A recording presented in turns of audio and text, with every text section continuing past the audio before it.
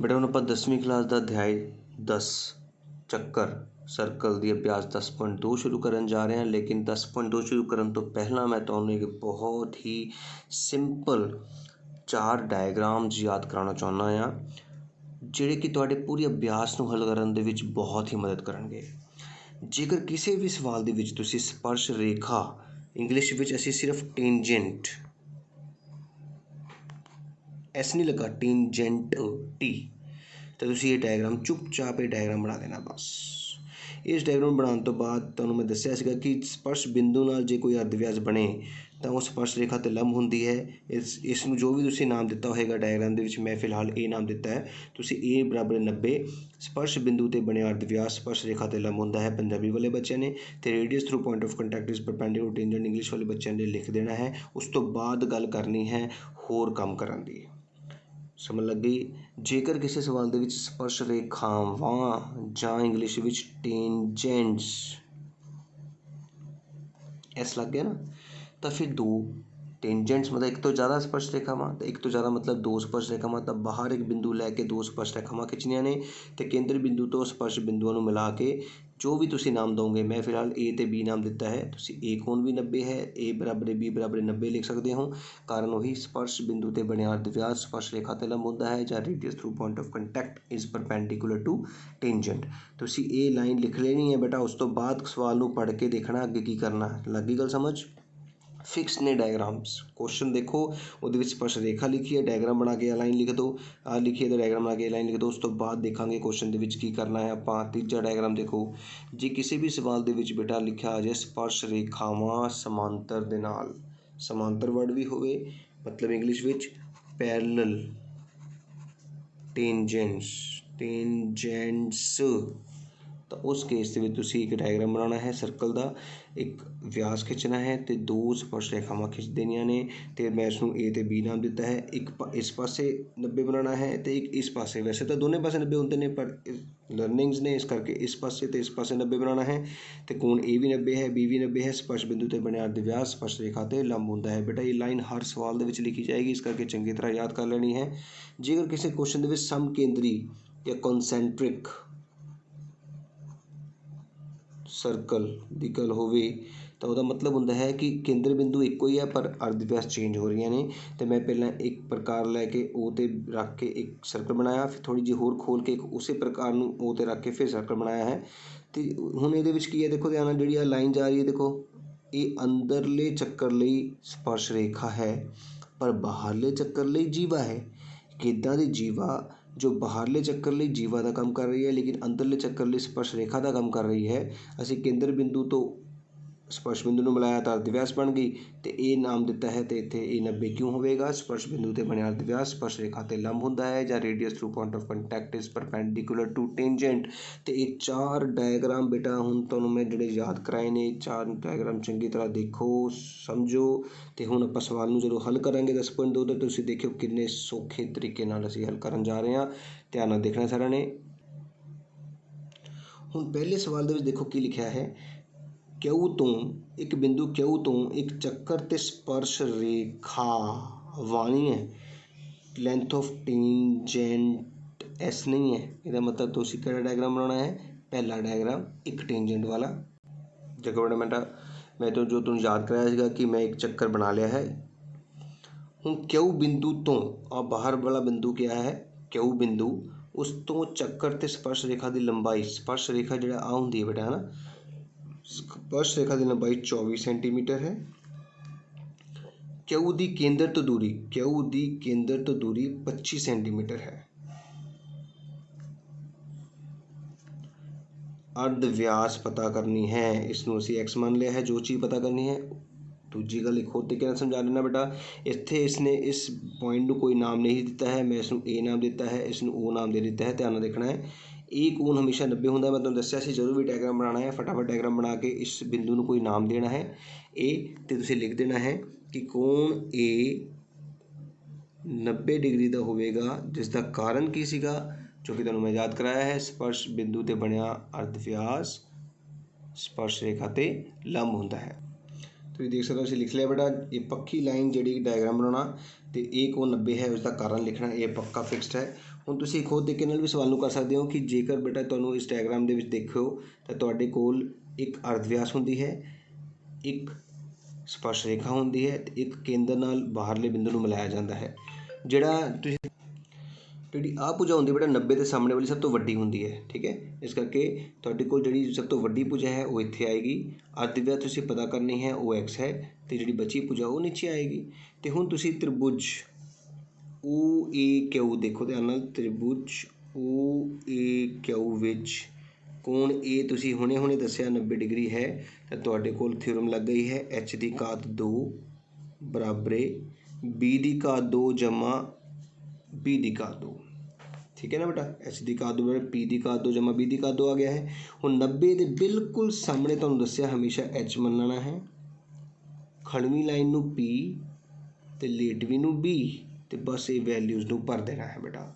ਹੁਣ h ਤੁਹਾਡੇ ਕੋਲ ਕਿੰਨਾ ਹੈ ਤੁਸੀਂ ਦੇਖੋ ਧਿਆਨ ਨਾਲ, h ਤੁਹਾਡੇ ਕੋਲ ਹੈ 25 ਦੀ ਘਾਤ 2 ਲਿਖ ਲਿਆ ਹੈ ਤੁਸੀਂ, ਬਰਾਬਰੇ p ਤੁਹਾਡੇ ਕੋਲ x ਹੈ ਅਤੇ b ਤੁਸੀਂ ਮੰਨਿਆ ਹੈ 24 ਨੂੰ। ਹੁਣ 25 ਦੀ ਘਾਤ 2 ਦਾ ਮਤਲਬ ਤਾਂ ਤੁਹਾਨੂੰ ਸਾਰਿਆਂ ਨੂੰ ਪਤਾ ਹੀ ਹੈ ਕਿ 25 ਨੂੰ 25 ਨਾਲ ਗੁਣਾ ਕਰਨਾ ਹੁੰਦਾ ਹੈ। ਤੁਸੀਂ ਕਰਕੇ ਦੇਖ ਲਿਓ, ਜਾਂ ਤੁਹਾਨੂੰ ਯਾਦ ਹੋਵੇਗਾ 625 ਹੁੰਦਾ ਹੈ, x ਦੀ ਘਾਤ 2 ਸੇਮ ਆ ਗਿਆ ਹੈ, 24 ਨੂੰ 24 ਨਾਲ ਗੁਣਾ ਕੀਤਾ 576 ਆ ਗਿਆ ਹੈ।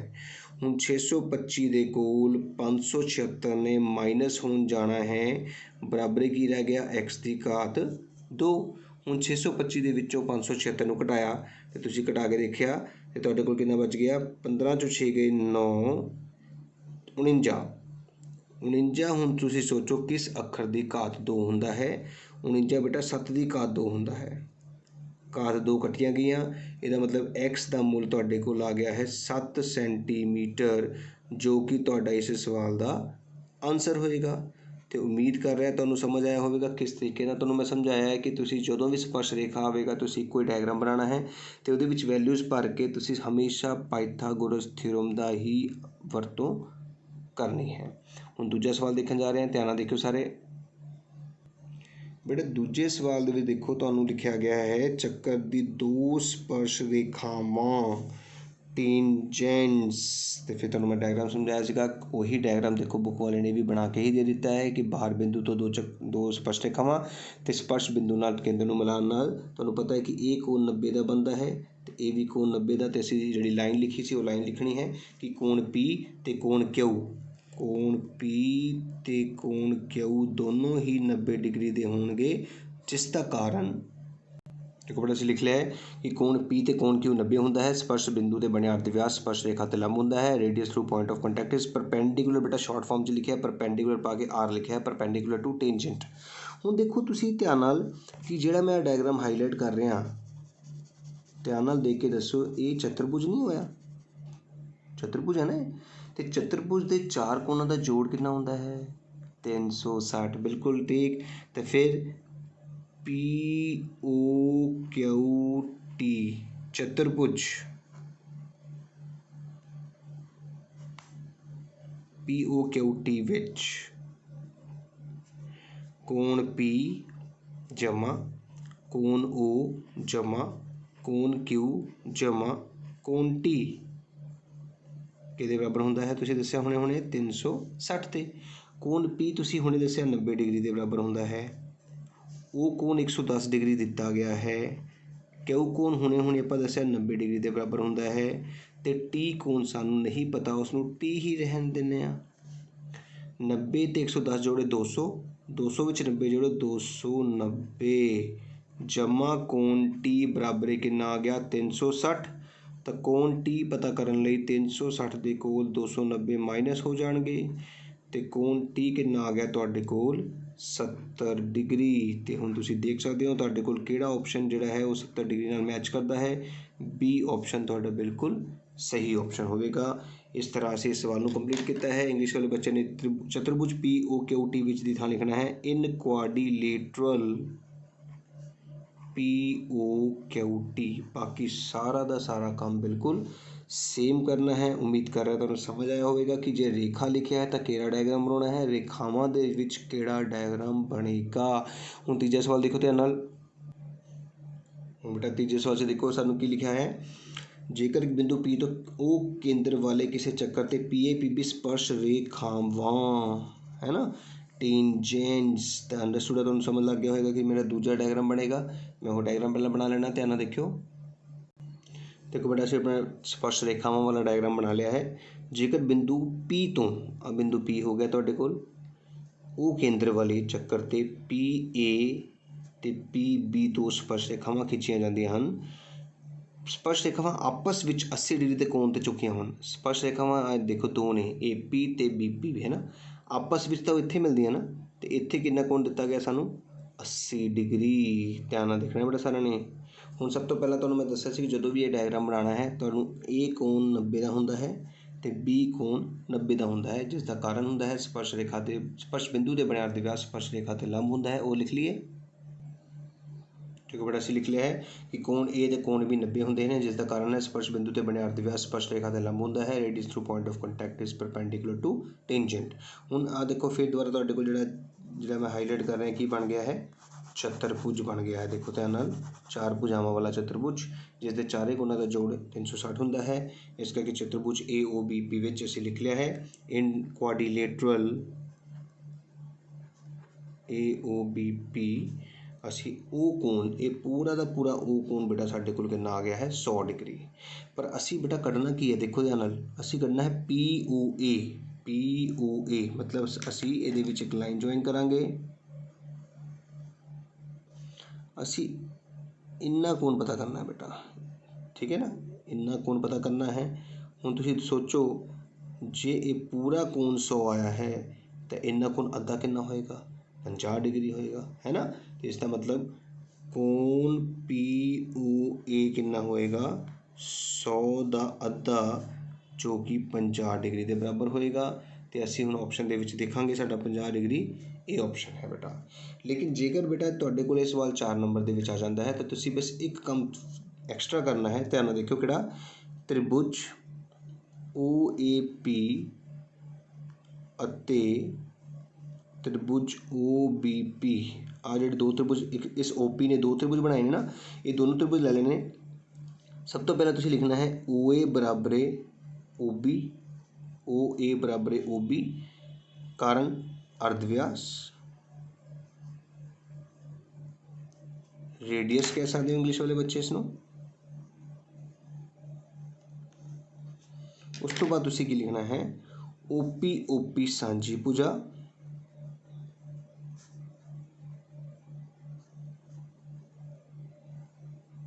जिसमें तुसी कॉमन टेंजेंट बोलते हो कॉमन साइड।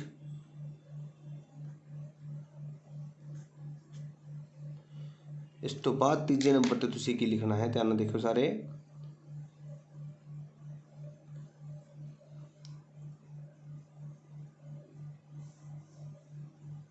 PA बराबर PP जिसका कारण की है बाहरी बिंदु तो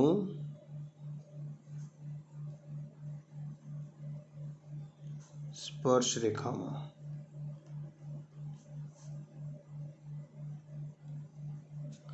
ਅਸੀਂ ਇਸ ਨੂੰ एक्सटर्नल टेंजेंट बोल देने हाँ।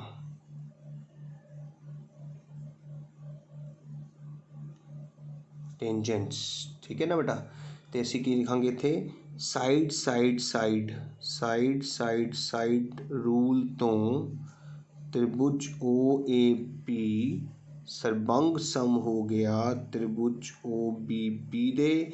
ਇਸ ਕਰਕੇ ਕੋਣ 1 ਤੇ ਕੋਣ 2 ਆਪਸ ਵਿੱਚ ਬਰਾਬਰ ਹੋ ਗਏ ਤੇ ਅਸੀਂ ਕਹਿ ਸਕਦੇ ਹਾਂ ਕਿ ਇਹ ਪੂਰੇ 100 ਦਾ ਅੱਧਾ ਕੀਤਾ ਜਾ ਸਕਦਾ ਹੈ। ਅਸੀਂ ਦੱਸਿਆ ਹੈ ਕਿ ਅਸੀਂ ਇੱਕ ਕੋਣ ਪਤਾ ਕਰਨ ਲਈ ਅੱਧਾ ਕਿਉਂ ਕੀਤਾ। ਇਹ ਸਿੱਧਾ ਹੀ ਅਸੀਂ ਕਰ ਲਿਆ। ਜੇਕਰ ਸਾਨੂੰ ਆਪਸ਼ਨ ਦੇ ਵਿੱਚ ਆਉਂਦਾ ਹੈ ਸਾਨੂੰ ਪਤਾ ਹੈ 100 ਹੈ ਤਾਂ 100 ਦਾ ਅੱਧਾ 50 ਹੋ ਜਾਏਗਾ। ਲੇਕਿਨ ਜੇਕਰ ਇਹੀ ਸਵਾਲ ਸਾਡੇ ਕੋਲ 4 ਨੰਬਰ ਦੇ ਵਿੱਚ ਆਉਂਦਾ ਹੈ ਤਾਂ ਤੁਸੀਂ ਉਹ ਤੱਕ ਕਰਕੇ ਇੱਥੇ ਤੱਕ ਕਰਕੇ ਪਹਿਲਾਂ ਇਹ ਸਵਾਲ ਅੱਗੇ ਇੱਥੇ ਤੱਕ ਕਰਨਾ ਹੈ, ਫਿਰ ਤੁਸੀਂ ਇੱਕ ਕੋਣ ਦਾ ਆਨਸਰ 50 ਡਿਗਰੀ ਦੇਣਾ ਹੈ। ਠੀਕ ਹੈ ਬੇਟਾ, ਇਸ ਗੱਲ ਦਾ ਧਿਆਨ ਰੱਖਣਾ ਸਿਰਫ 4 ਮਾਰਕਸ ਵਾਸਤੇ।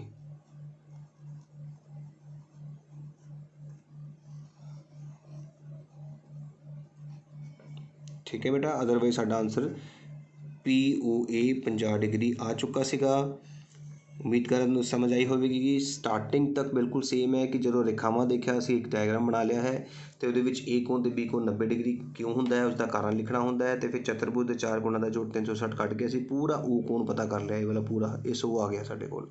हुण जे वर्बली करना है तो तुहानूं पता 100 10 50 हो जाएगा, लेकिन जे सिद्ध करना है तो सिद्ध करन दा तरीका भी मैं तुहानूं दस्सिया है कि दो त्रिभुजां नूं भंगसम करके असीं कह सकते हैं कि दोने अद्धे अद्धे हो गए, तां करके 50 दस्सिया गया है। तो इस तरह साडा तीजा सवाल भी बेटा कंप्लीट हो गया है। हुण चौथा सवाल करांगे, ध्यान नाल देखियो सारे। चौथे सवाल में देखो की लिखा है, खिंचिया गई स्पर्श रेखावां नाल नाल समांतर भी लिखा है बेटा, पैरेलल भी लिखा है तो टेंजेंट्स भी लिखा है। तो तुहानूं मेरा तीजा डायग्राम याद आ गया होना जिहड़ा कि मैं हुण बना देण लगा हाँ। ध्यान नाल देखियो सारे।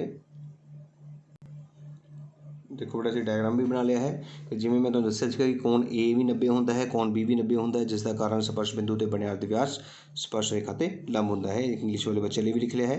हुण देखो 1 ते 2 तो की पता लगा, 1 ते 2 तो कोण A ते कोण B दोने बराबर हो गए 90 दे, पर यह तां इकांतर कोणां दा जोड़ा है, इसलिए जिहड़ी रेखावां खिंचियां ने आपां L ते M वो आपस विच की होणगियां, समांतर होणगियां। खत्म सवाल बेटा, सिंपल। क्योंकि तुहानूं पता है कि ये जिहड़े Z वाले कोण ताहियों बराबर होंदे ने जदों रेखावां समांतर हुंदियां ने। इसे इंग्लिश वाले बच्चे ने लिखना from 1 and 2 but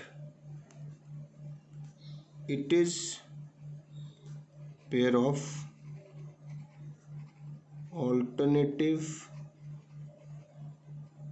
interior angle. This implies L is parallel to M। तो बस बाकी सारा सेम है। देखो सब तो पहला की किया सी डायग्राम बनाया जो कि तुहानूं मैं याद कराया सी कि समांतर स्पर्श रेखावां दा डायग्राम यही बनता है। कोण A 90 हुंदा है पंजाबी वाले लिए तो इंग्लिश वाले लिए लिख लिया है। 1 ते 2 कोणां तो पता लगा कि A ते B दोने बराबर हो गए ने, पर A ते Z बन गया। देखो देखो मैं तुहानूं बना के दिखाना, ये तुहाडे कोल Z बन चुका है। तो इस करके Z वाले कोण बराबर उदों ही हुंदे ने जिन्हां नूं असीं इकांतर कोणां दा जोड़ा बोलते हैं जां ऑल्टरनेट इंटीरियर एंगल बोलते हैं। ये बराबर उदों ही हुंदे ने जदों ये जिहड़ियां भुजावां ने की हुंदियां ने समांतर हुंदियां ने। इस तरह असीं चौथा सवाल भी कंप्लीट कर लिया है। उम्मीद कर रहा तुहानूं समझ आया होवेगा बेटा। जेकर मेरी वीडियो वधिया लगी होवे, जेकर मेरा समझाया तुहानूं समझ आ रहा होवे तो जरूर उसनूं लाइक करियो, वीडियो नूं जरूर मैनूं कमेंट करिया करो ताकि मैनूं हौसला मिले कि मैं जो पढ़ा रहा है तुहानूं वाकई समझ आ रहा है। तो मेरे चैनल नूं सबसक्राइब करना ना भुल्लियो तां जो अगली वीडियो तुहाडे फोन ते सब तो पहला शो हो सके।